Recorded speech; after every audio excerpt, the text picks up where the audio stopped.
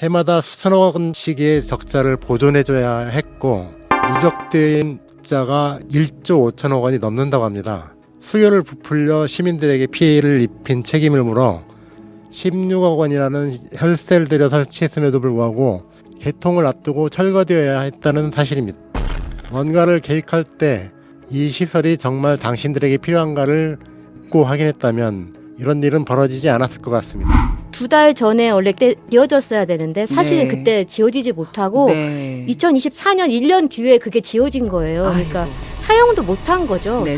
재선을 기대하면서 의정 활동을 하면 올곧은 의정 활동을 할 수가 힘들죠. 없다. 그리고 본인이 소신껏 행동하는 게 우리 도민들이 우리를 선택한 이유이다라고 생각하고 있습니다. 네, 아유 의원님 말씀 감사합니다. 만경평화의 만, 김제평의 금을 합쳐서 새로운 만금, 광활하고 풍요로운 땅을 만들겠다는 염원을 담은 이름입니다. 그런데 세월이 흐르면서 어느새 풀지 못한 딜레마로 어깨 위에 짐으로 여기지기도 했는데요.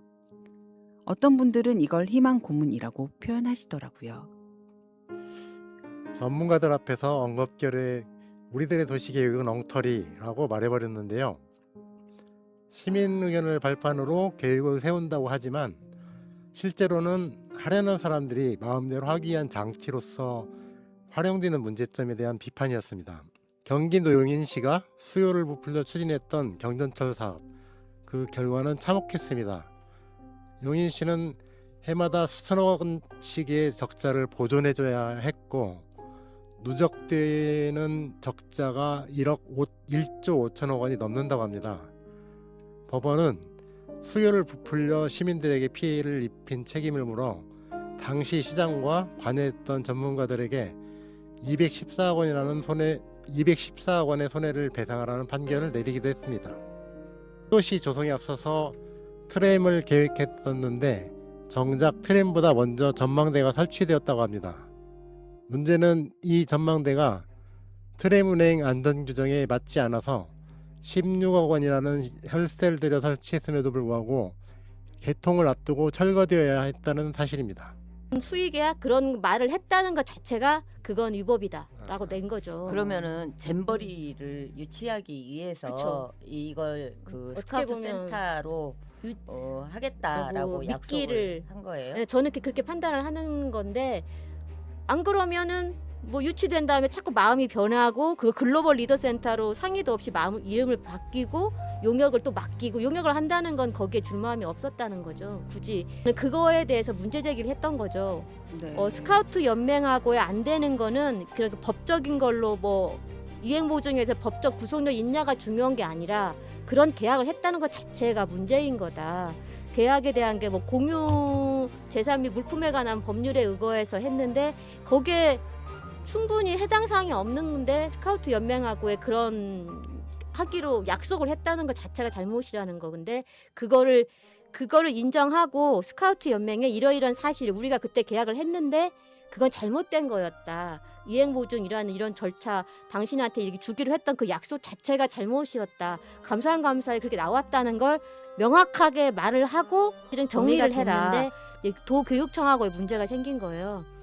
우리 도의회나 도청에서는 교육청에서 받았으면 하는 식으로 약간 좀 밀어붙이고 있는데 네. 도교육청에서는 사실은 그게 너무 크니까 그렇죠. 네. 430억짜리니까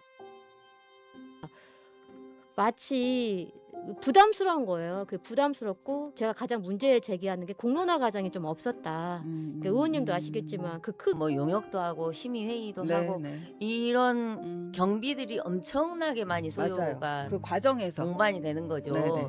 그래서 나는 이 경비들을 쓰려고 이런 그 사업들을 구상을 하고 추진을 하는지 네. 항상 그것이 의문이었어요. 그리고 또 항상. 그런 게 있어요. 용역을 하면 네. 네. 용역을 제대로 알고나 했어야 되는데요. 물어보면 담당자가 바뀌면 또 모르고. 그래도 네. 간부급들은 바뀌지 않아도요. 그게 관심이 없는 거예요. 그러니까 그게 요식행위죠. 어떻게 그냥 요식행위. 정말로 요식행위였기 때문에 네, 명분을 만들기 그걸 위한. 하고 그 다음에 네. 그 자연스럽게 민간위탁 심의위원회를 열은 건데 갑자기 교육청으로 뭔가가 될 것 같으니까 그걸 철회를 하는 거예요. 네. 철회하니까 민간위탁 심의회는 갑자기 그 심의한 사람들은 이제 붕뜨겠고. 좀 어이가 없어지는 아이고. 거겠죠. 그렇죠. 제 말이 맥히지는 않겠지만 재선을 기대하면서 의정 활동을 하면 올곧은 의정 활동을 할 수가 힘들죠. 없다. 그리고 의원의 소임을 다할 수가 없다. 네. 근데 이제 일단 뭐 의원님 지금 한 3년 지났으니까 그 편하게 하시려면은 얼마나 편하게 할 수 있는지 다 뭐 그렇죠. 체감해 하셨을 거 아니에요. 근데 이를테면 그렇죠. 그래서 자꾸 재선에 대한 기대와 욕심을 갖게 되는 그 것이, 부분이 가장 가장 큰 것 네, 같아요. 그 지점이 다른 그렇죠. 점.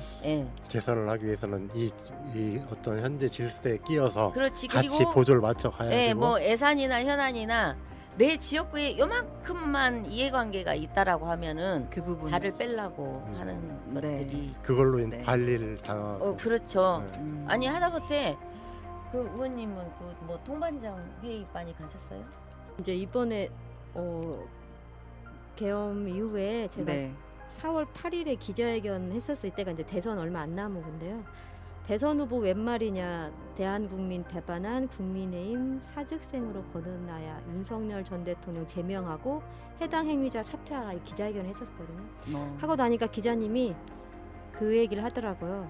지금도 저는 의원님 말씀 공감하는 게 그 4년 후를 들어가자마자 또 4년 후를 생각하는데 저는 그 생각을 안 하고 지금도 한 6개월 정도 6개월 정도 남았는데 지금도 그 시간을 아껴서 최대한 내가 이 기간 동안 할 수 있는 걸 최대한 후회 없이 하고 해야 된다고 생각을 하고요.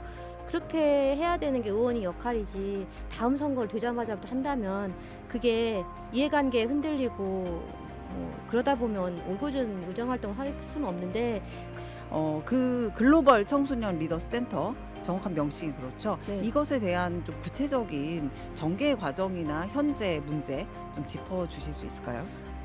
본부로 사용을 하려고 했었어요. 근데 잼버링 2023년 8월에 이제 개최했는데 그 2달 전에 원래 열렸어야 그게 지어졌어야 되는데 사실 네. 그때 지어지지 못하고 네. 2024년 1년 뒤에 그게 지어진 거예요. 그러니까 사용도 못한 거죠. 네, 사용을 잼버리 하고 할 잼버리에 때는. 맞춰서 잼버리 준비된 맞춰서 건데 준비된 네. 건데 그게 늦어져가지고 그게 다 지어진 거는 1년 후에 지어진 거예요. 그러니까 작년.